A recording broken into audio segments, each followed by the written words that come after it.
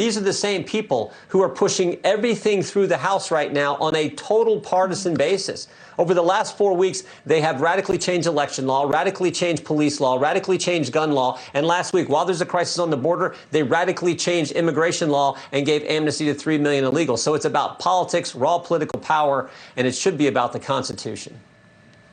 The president talked about unity and bipartisanship. In fact, some on the left criticized him, saying, we don't want to hear about bipartisanship. If you win, we want Democrats to get everything they want. Here's what he said, I believe this is today, about working together. When we work together, we can do big things, important things, necessary things. We saw it 11 years ago with the Affordable Care Act. We saw it 11 days ago when we marked the signing of the American Rescue Plan. But we're not done yet. And Congressman, I actually found that to be a confusing statement because of both of those major, massive pieces of legislation passed without a single Republican vote. Is that how he plans to get everything done? And one of them had 2 Democrats in the House vote with us against the $1.9 trillion so-called COVID package, even though 91% of it wasn't for COVID. So, yeah, I don't know how that's working together. If the Biden administration wants to work together to reinstitute the measures the Trump administration had to secure our border, well, I'm all for that. If they want to work with us and make sure we don't raise taxes, I'm all for that. And frankly, if they want to work with us to start to get a handle on this ridiculous, out-of-control spending, I'm all for that as well. But I don't think that's what the left wants to do. Joe Biden campaigned as Mr. Moderate, the guy who was low-key and everything. But now we see what he's really like as he's been in power. All the things they have passed in a partisan fashion that are radical left pieces of legislation.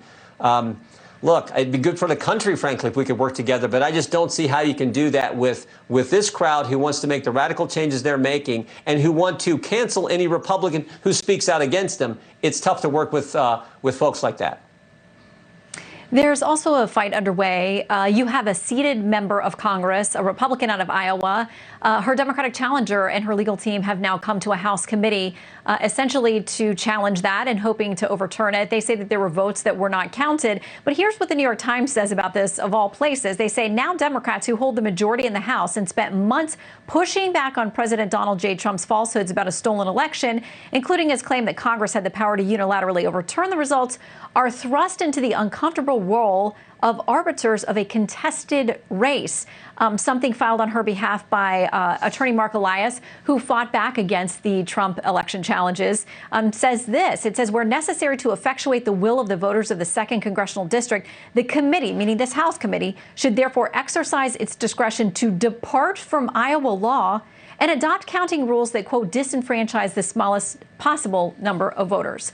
What happens to that race in the House? Well, it better stay with Congresswoman Miller Meeks. Lieutenant Colonel Miller Meeks, Dr. Miller Meeks won that race. And for the Democrats now to attempt to overturn that and steal it is as wrong could be. You know, Americans hate a lot about Washington, and deservedly so. But what they hate more than anything else is the double standard. The idea that on January 6th, I wasn't supposed to object to Pennsylvania, where they unconstitutionally changed their election law. But on January 6, 2017, Jim McGovern, the Democrat chair of the Rules Committee, could object to Alabama, a state President Trump won by 30 points. We had Maxine Waters object to Wyoming, a state President Trump won by 40 points. And now we have Democrats trying to overturn a certified election in the state of Iowa that Congresswoman Miller Meeks won fair and square. And I think what's interesting, too, I wonder if these woke corporations out there are now going to stop supporting the Democrat members of the House Administration Committee who voted to move ahead with looking into overturning this election. We'll see if they're consistent in how they treat members of Congress as well. This is ridiculous. Everyone knows it's ridiculous, but the Democrats don't care because, again, just like with D.C. statehood, this is all about raw political power and the power they get from doing things like this and the crazy policies they've been endorsing the last several weeks.